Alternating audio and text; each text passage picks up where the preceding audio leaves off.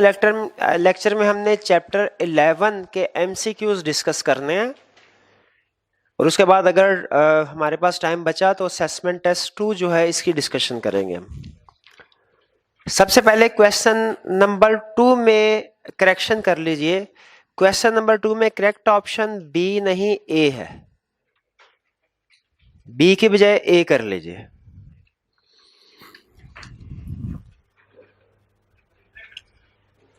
नहीं, direct taxes, क्योंकि वो कह रहे हैं विच of the following would reduce inflation. Inflation किससे रिड्यूस होगी? तो लिखा हुआ है शायद बी ऑप्शन, लेकिन इन्फ्लेशन रिड्यूस होगी जब डायरेक्ट टैक्सेस इंक्रीज करेंगे। डायरेक्ट टैक्सेस इंक्रीज करने से लोगों की डिस्पोजेबल इनकम कम होगी, डिस्पोजेबल इनकम कम होगी तो कंजम्पशन भी कम होगी और एग्रीगेट डिमांड, कंजम्पशन चूंकि एग्रीगेट डिमांड का एक कंपोनेंट है, कंजम्पशन के कम होने से एग्रीगेट डिमांड भी रिड्यूस होगी। तो उसमें ऑप्शन को करेक्ट कर लीजिए, ये बी नहीं ए है सेकंड में जी। इसके अलावा क्वेश्चन नंबर 1 से लेके 10 तक कोई इश्यू हो तो पूछ लीजिए। 4 कह रहा है unemployment arising from a long-term decline in particular industry causes an increase। अब देखिए लॉन्ग टर्म को अंडरलाइन कीजिए।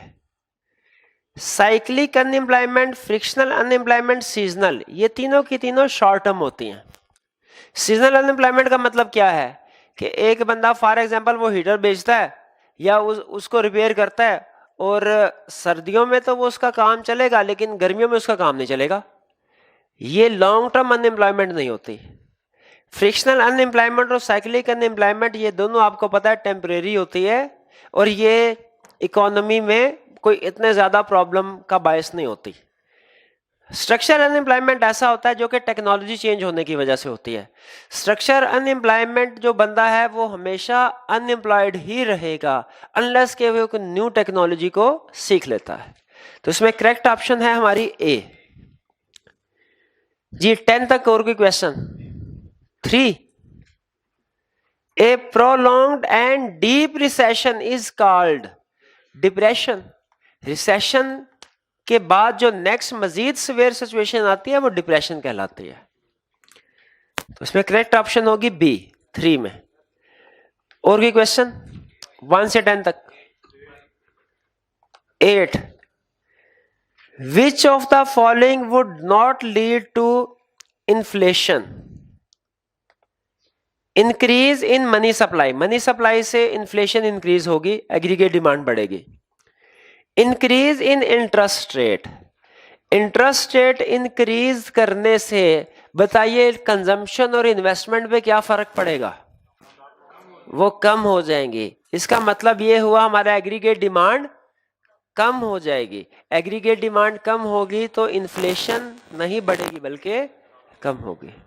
तो इसमें करेक्ट ऑप्शन बी। बाकी भी पढ़ लेते हैं। Increase in tax exemption, tax exemption से लोगों की डिस्पोजेबल इनकम बढ़ेगी, एग्रीगेट डिमांड राइटवर्ड शिफ्ट करेगी, inflation. Exchange rate depreciation, exchange rate depreciation से भी क्या बढ़ेगा, एक्सपोर्ट या इंपोर्ट? एक्सपोर्ट। तो वो भी जो कि नेट एक्सपोर्ट हमारा कंपोनेंट एग्रीगेट डिमांड का वो भी राइटवर्ड शिफ्ट होगा। तो इसमें जो करेक्ट ऑप्शन है वो है बी। 8 की करेक्ट ऑप्शन बी। और कोई question? 5 which of the following statement is correct? A government can help to counter demand pull inflation by reducing interest rate. Demand pull inflation को रिड्यूस करना है। Demand pull inflation किस वजह से होती है? Aggregate demand. अगर हम इंटरेस्ट रेट को कम करते हैं तो एग्रीगेट डिमांड बढ़ेगी, लोग ज्यादा लोन लेंगे। तो इसका मतलब ये करेक्ट ऑप्शन नहीं। Next, A government can help to counter cost push inflation by limiting wage increase. Cost push inflation है यानी कॉस्ट बढ़ रही है, इसकी वजह से सेल प्राइसेस भी बढ़ रही हैं, इन्फ्लेशन है। वेज रेट को लिमिट कर दिया, क्या इसका मतलब कॉस्ट हमारी कम हो गई? तो क्या कॉस्ट पुश इन्फ्लेशन इंक्रीज होगी डिक्रीज होगी? डिक्रीज होगी। तो बी ऑप्शन ये स्टेटमेंट करेक्ट है। सी में कह रहा है government can help to counter cost push inflation by increasing income tax rate. नहीं, इनकम टैक्स रेट इंक्रीज करेंगे तो बिजनेसमैन की कॉस्ट तो मजीद बढ़ेगी। इनकम टैक्स जो होता है वो कॉस्ट का एक कंपोनेंट होता है, हिस्सा होता है। कॉस्ट ऑफ प्रोडक्शन बढ़े तो उससे तो कॉस्ट पुश इन्फ्लेशन मजीद इंक्रीज होगी। तो करेक्ट ऑप्शन है हमारी बी कि गवर्नमेंट कॉस्ट पुश इन्फ्लेशन को काउंटर कर सकती है, डिक्रीज कर सकती है वेज रेट इंक्रीज करके, क्योंकि कॉस्ट पुश इन्फ्लेशन अराइज ही तब होती है जब कॉस्ट हमारी इंक्रीज हो रही हो। 10 तक और कोई क्वेश्चन? 11 से 20 तक कोई प्रॉब्लम जी? 18 slow economic growth and high unemployment refers to stagflation, hyper inflation, wage price spiral, deflation. अब देखें, नॉर्मली कंसेप्ट ये है कि इन्फ्लेशन और अनएम्प्लॉयमेंट का इनवर्स रिलेशनशिप होता है। ठीक है, अगर इकोनॉमिक अनएम्प्लॉयमेंट भी हाई है और इकोनॉमिक ग्रोथ भी स्लो है, किसी सिचुएशन में अगर इन्फ्लेशन भी इंक्रीज हो रही हो, अनएम्प्लॉयमेंट भी इंक्रीज हो रही हो, उसको कहते हैं स्टैगफ्लेशन।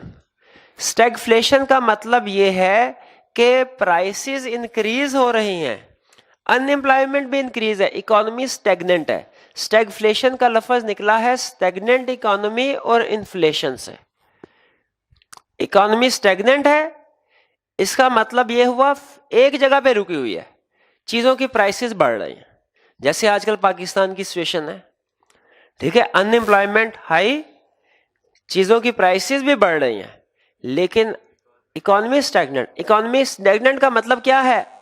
अनएम्प्लॉयमेंट रिड्यूस नहीं हो रही, अनएम्प्लॉयमेंट रिड्यूस नहीं हो रही। तो स्टैग्नेंट और इकोनॉमी और इन्फ्लेशन, ये दोनों जब इकट्ठे हो जाएं तो इसे हम कहते हैं स्टैगफ्लेशन। जी, और कोई question? 13 A contraction in an economy's aggregate output combined with inflation is called। अब ये वही बात आ गई, आउटपुट हमारी कम हो रही है, आउटपुट नहीं इंक्रीज हो रही, इन्फ्लेशन बढ़ रही है। ठीक है, नॉर्मली क्या होता है, इन्फ्लेशन और अनएम्प्लॉयमेंट में इनवर्स रिलेशनशिप होता है, यानी इन्फ्लेशन बढ़े अनएम्प्लॉयमेंट कम होती है। अनएम्प्लॉयमेंट कम होने का मतलब एम्प्लॉयमेंट बढ़ेगी, एम्प्लॉयमेंट बढ़ेगी तो आउटपुट भी बढ़ेगी। लेकिन कहता है ऐसी सिचुएशन जिसमें इन्फ्लेशन भी बढ़ रही हो और अनएम्प्लॉयमेंट कम नहीं हो रही, इकोनॉमी उसी जगह पे स्टैग्नेंट है, इसे कहते हैं स्टैगफ्लेशन। ये वही क्वेश्चन उसने डिफरेंट वर्ड्स के साथ पूछ लिया।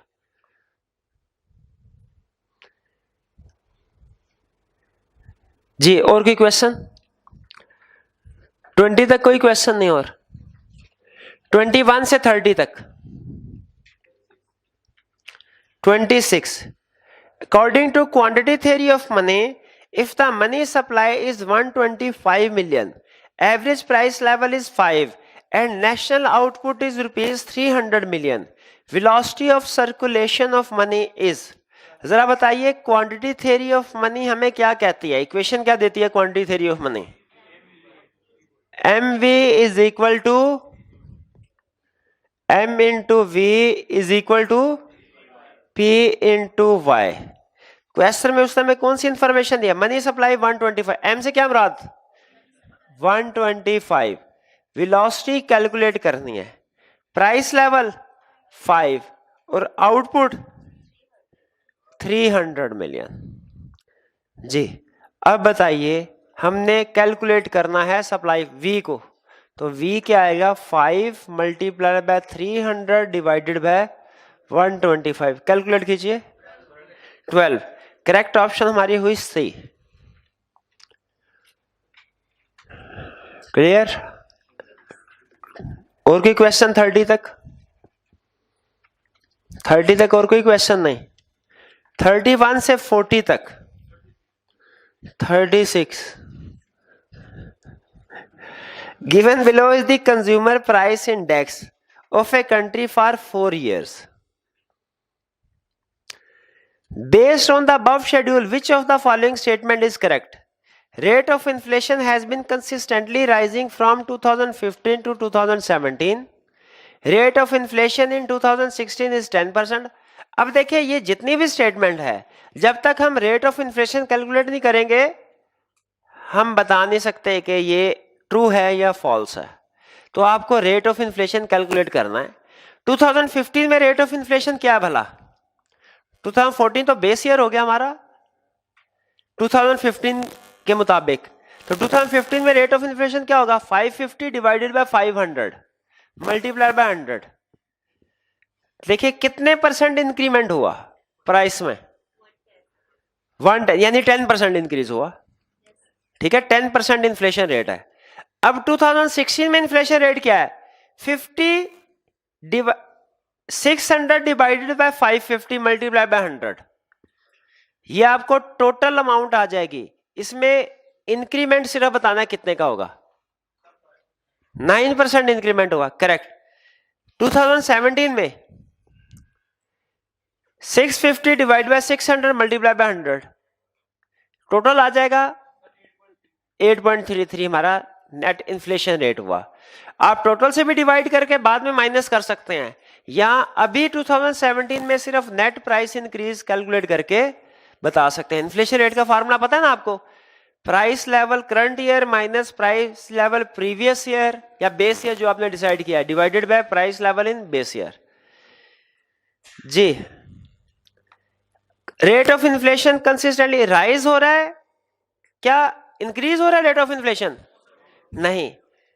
2016 में रेट ऑफ इन्फ्लेशन क्या 10% है? नहीं। रेट ऑफ इन्फ्लेशन हाईएस्ट है 2017 में? नहीं, 15। Rate of inflation has been consistently falling from 2015 to 2017। Yes, इसमें है कंसेप्ट यह है, इन्फ्लेशन कैलकुलेट करने के लिए हमने प्रीवियस ईयर के साथ कंपेयर करना। 36 में करेक्ट ऑप्शन हुई हमारी डी। जी, इसके अलावा 40 तक कोई क्वेश्चन? 35, गवर्नमेंट में increase the money supply through open market operation but such measures are likely to result in interest rate to. अब देखिए ओपन मार्केट ऑपरेशन में गवर्नमेंट क्या करती है? हाँ, गवर्नमेंट या सेंट्रल बैंक, वो यहां पे क्वेश्चन में वो एक ही वर्डिंग के साथ इसको डिस्कस कर रहा है। क्या करते हैं ये? बाइंग एंड सेलिंग जो है। अब गवर्नमेंट ने मनी सप्लाई इंक्रीज करनी है तो यहां पे बाय किया होगा गवर्नमेंट सिक्योरिटीज को या सेल किया होगा? बाय किया होगा। ठीक है, हाँ जी।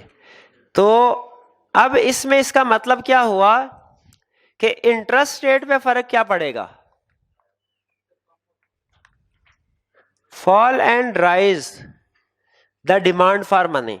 गवर्नमेंट मनी सप्लाई को इंक्रीज कर देगी। मनी सप्लाई इंक्रीज होने से डिमांड फॉर मनी पे क्या फर्क पड़ता है?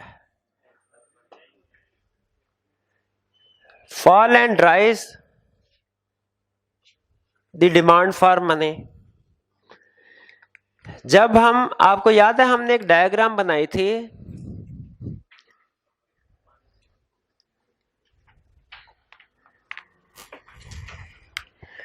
जिसमें इंटरेस्ट रेट की डिटर्मिनेशन मैंने आपको बताई थी। Quantity of money, interest rate, money demanded curve ये था, और सप्लाई कर्व क्या था? अपवर्ड या के वर्टिकल सप्लाई ऑफ मनी है। अब अगर गवर्नमेंट सप्लाई ऑफ मनी को चेंज करती है, इंक्रीज करे या डिक्रीज करे, क्या इससे डिमांड फॉर मनी पे फर्क पड़ेगा? वो बैलेंस भी चेंज हो जाएगा। अगर फर्ज कीजिए गवर्नमेंट राइटवर्ड करती है सप्लाई ऑफ मनी तो डिमांड फॉर मनी ये, लेफ्टवर्ड शिफ्ट करती है सप्लाई ऑफ मनी तो फिर इक्विलिब्रियम ये आ जाएगा। तो डिमांड का बैलेंस भी इफेक्ट होगा। इसका मतलब ये हुआ गवर्नमेंट जैसे जैसे सप्लाई ऑफ मनी को इफेक्ट करेगी ओपन मार्केट ऑपरेशन से, वैसे वैसे डिमांड फॉर मनी भी इफेक्ट होगी ये इंक्रीज भी हो सकती है, डिक्रीज भी हो सकती है। ठीक है, ऑप्शन सी। वैसे ये ऑप्शन हमारे सिलेबस में नहीं है एमसीक्यूज, इसको अगर क्रॉस कर दे तो बेहतर है, क्योंकि ये डायग्राम भी हमारे सिलेबस में नहीं, सिर्फ मैंने आपको नॉलेज के लिए, आपके नॉलेज के लिए बताए थे। 35 को काट दीजिए। हाँ जी, ये प्रैक्टिस नहीं करना हमने जी। 40 तक और कोई क्वेश्चन? 40 कर लीजिए। Money serves as a medium of exchange, store of value या यूनिट ऑफ अकाउंट?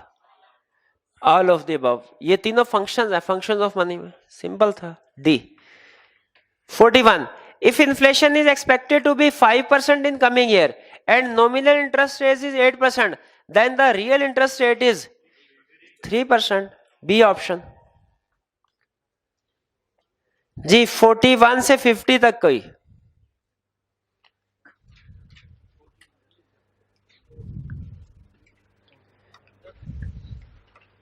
जी 48। ये हमने मनी के, आपको याद है कि कंसेप्ट्स पढ़े थे, नैरोस्ट कंसेप्ट और ब्रॉडर कंसेप्ट। उसमें M0, M1, M2, M3, जो सबसे नैरो मनी थी उसे क्या नाम दिया था हमने? M0, और जो सबसे ब्रॉड थी M3। याद है आपको M0 में क्या क्या चीजें शामिल थी? Currency notes and coins. और M1 में चेकिंग अकाउंट्स, और M2 में सेविंग अकाउंट्स में, और M3 में मनी मार्केट इंस्ट्रूमेंट्स। ठीक है, तो वो कह रहा है which of the following is the narrowest measure of supply of money? कौन सा होगा नैरोस्ट? M0। जी और कोई क्वेश्चन? 50 तक कोई इशू नहीं। 51 से 60 तक कोई problem? 53.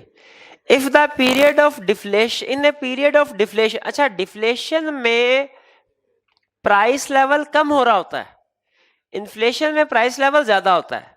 The real rate of interest obtain by lender on money lend. जी बताइए, रियल रेट ऑफ इंटरेस्ट अगर इन्फ्लेशन हो, देखिए हमारा फार्मूला क्या है रियल रेट ऑफ इंटरेस्ट का? Nominal interest rate minus inflation. अगर चीजों इन्फ्लेशन की बजाय डिफ्लेशन है, डिफ्लेशन इन्फ्लेशन का अपोजिट है, तो जब हम कैलकुलेशन करेंगे nominal interest rate minus inflation की बजाय 3%, इन्फ्लेशन की बजाय डिफ्लेशन है 3%, तो ये -3 का वर्ड यूज होगा। -3 की फिगर यूज करेंगे, माइनस प्लस हो जाएगा। तो इसका मतलब ये हुआ मैथमेटिकली भी डिफ्लेशन में हमारा रियल जो रेट है वो हायर होता है नॉमिनल के निस्बत। इन्फ्लेशन में रियल इंटरेस्ट रेट हमारा कम होगा, नॉमिनल इंटरेस्ट रेट ज्यादा होगा इन्फ्लेशन में। डिफ्लेशन में अपोजिट है, क्योंकि कंसेप्ट भी अपोजिट है ना। डिफ्लेशन में नॉमिनल इंटरेस्ट रेट कम होगा, रियल इंटरेस्ट रेट ज्यादा होगा। तो इसमें करेक्ट ऑप्शन कौन सी हुई हमारी? Real rate of interest will exceed the nominal value. A will become negative figure. नहीं, नेगेटिव फिगर कब बनेगी भला? रियल रेट ऑफ इंटरेस्ट जब inflation nominal rate of interest से ज्यादा होगा। Will become a meaningless, will be less than the nominal rate. नहीं, correct option हुई ए। जी और की question? 55. Which of the following would you not expect to see during a period of recession? कह रहे हैं इनमें से कौन सी चीज होगी जो रिसेशन में नहीं होगी? Lower business investment. रिसेशन में लोअर बिजनेस इन्वेस्टमेंट होगी? बिजनेस इन्वेस्टमेंट रिसेशन में कम होगी? नहीं, ज्यादा होगी, कम होगी। तो ये सही कह रहा है कि ये तो रिसेशन में नजर आएगा। Lower stock prices and lower demand for labour, ये भी होगी। Lower corporate profits and taxes, ये भी होंगे। लोअर अनएम्प्लॉयमेंट, नहीं ये नहीं होगा भैया, अनएम्प्लॉयमेंट तो हाई होगी। तो रिसेशन में अनएम्प्लॉयमेंट हमें लोअर अनएम्प्लॉयमेंट नजर नहीं आएगी, हायर अनएम्प्लॉयमेंट नजर आएगी। करेक्ट ऑप्शन हुई डी। जी 60 तक और कोई क्वेश्चन? कोई क्वेश्चन नहीं। 61 से 70 तक जी 69 67 कर लेते हैं पहले। The nominal rate of return on your investment is 15%.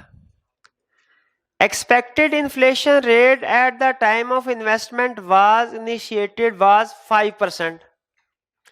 Actual inflation 2% आए, 2% higher than expected, यानी actual inflation कितनी आई? 7%. The real rate of return on investment क्या है? 15 minus 7, 8%. देखें, rate of return, nominal rate of return कितना है? 15. कह रहा है हमारी एक्सपेक्टेड इन्फ्लेशन थी 5, एक्चुअल इन्फ्लेशन हुई 7%. ये बात समझ आई? 7 कैसे कैलकुलेट हुआ? उसने कहा एक्सपेक्टेशन से 2% ज्यादा है। तो बताइए real rate of interest calculate करने के लिए एक्सपेक्टेड इन्फ्लेशन को लेस करेंगे या एक्चुअल को? एक्चुअल को। तो 15 माइनस 7, 8% आंसर है B. 63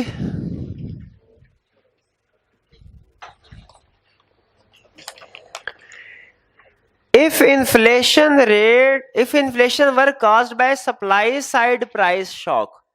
supply side price shock का मतलब क्या है? सप्लाई साइड शॉक का मतलब यह है कि हमारा इन्फ्लेशन आई सप्लाई की वजह से। सप्लाई की वजह से इन्फ्लेशन कब आती है? जब एग्रीगेट सप्लाई लेफ्टवर्ड शिफ्ट करे, कम हो जाए। कहता है इस सिचुएशन में क्या होगा? Real GDP would necessarily increase. Real GDP increase होगी क्या? नहीं, वो तो डिक्रीज होगी।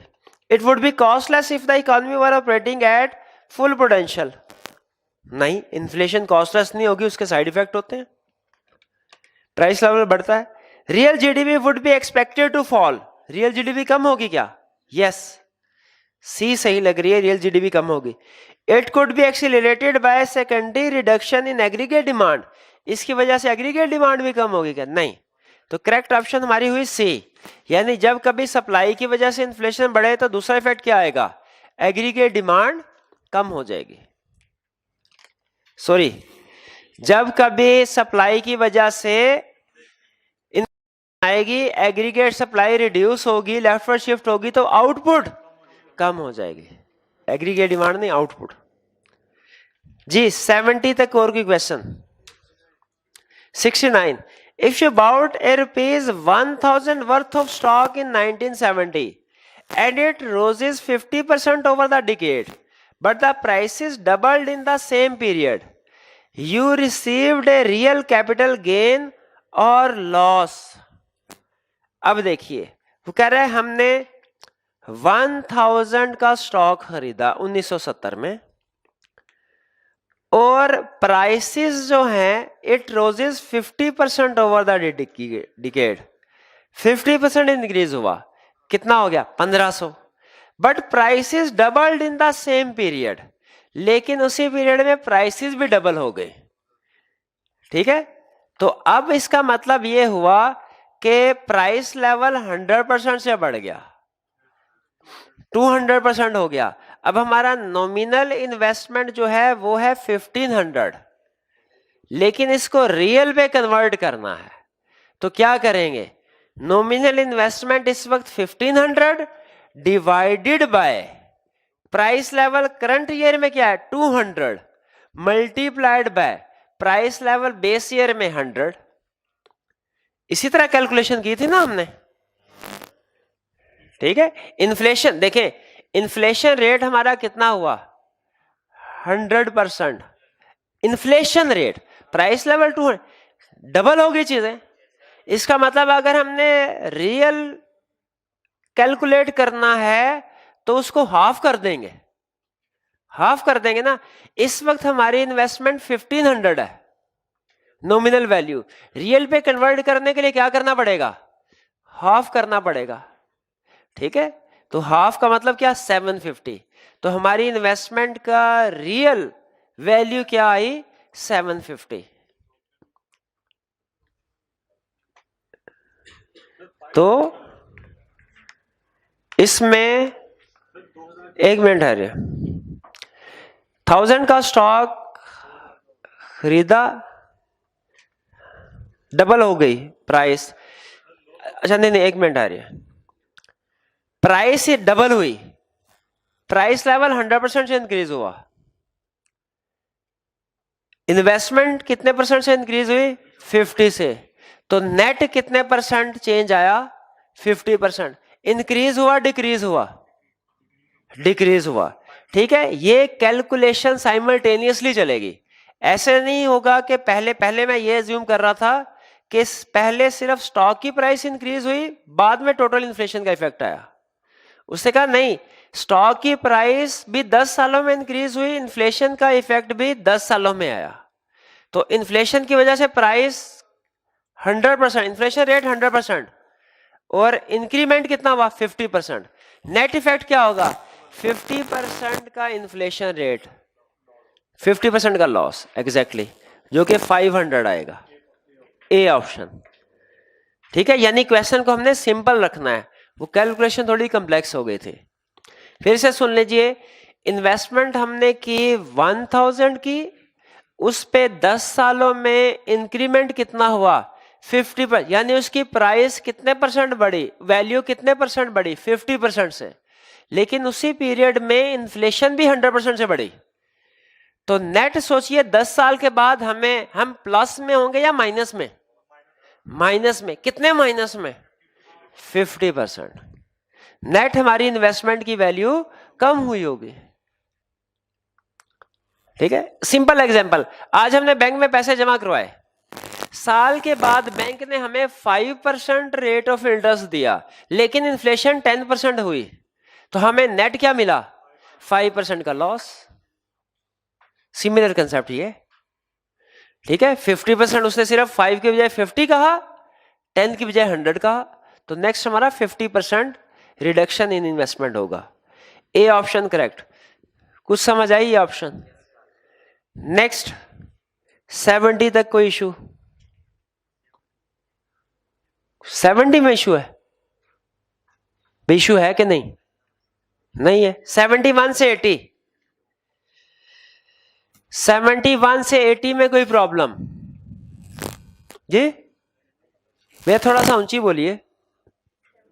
78, assuming a required 20% reserve ratio, a small bank which receives a cash deposit of rupees 1000 is in a position to lend out extra rupees 5000। जिस bank को 1000 रुपया मिले और रिजर्व रेशियो 20% है, वो आगे कितना फॉरवर्ड कर सकता है, लैंडिंग कितनी कर सकता है, 800 कर सकता है, बिल्कुल। 20% 200 उसने रिजर्व रखना है, बाकी 800 करेगा, सी ऑप्शन करेक्ट।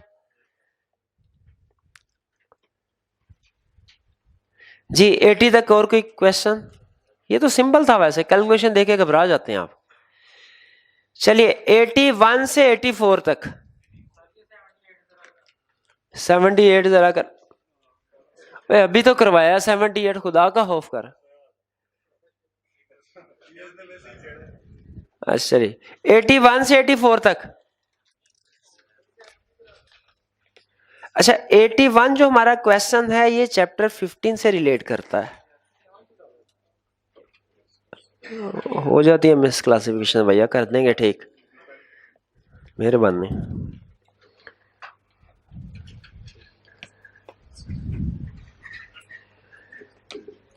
जी कौन सा क्वेश्चन कहा आपने, 87, 84। Commercial banks are the largest category of, ये फाइनेंशियल इंटरमीडिएरीज, ये कंसेप्ट भी चैप्टर 15 का है। हाँ इसको भी पेंडिंग कर लें, बल्कि पेंडिंग से याद आया, आपको याद है किसी और चैप्टर में भी हमने क्वेश्चन पेंडिंग किए हुए हैं, जो हमने कहा था कि जब चैप्टर 11 12 कर लेंगे उसके बाद करेंगे। तो किस चैप्टर के थे,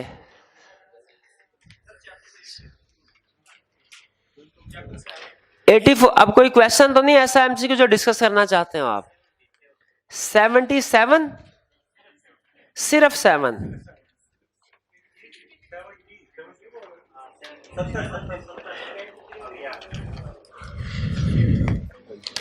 7।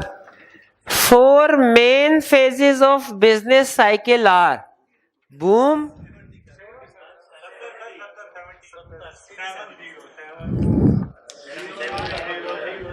ठीक है भैया 70 पे आ जाए।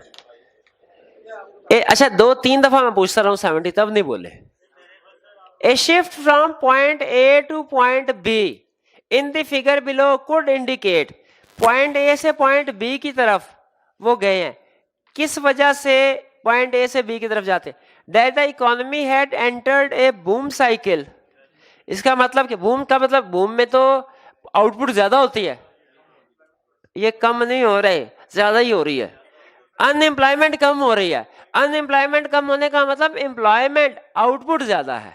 तो ये ऑप्शन सही है, टिक कर दें इस पे कि बाकी ऑल ऑफ द अबव जब ऑप्शन हो तो फिर इसका मतलब है हमने सबको चेक करना है। ऑल ऑफ द अबव या नन ऑफ द अबव दोनों केसेस में सबको चेक करना होता है, ये ठीक है। दैट डिमांड हैड राइजन, क्या डिमांड इंक्रीज होगी? बिल्कुल।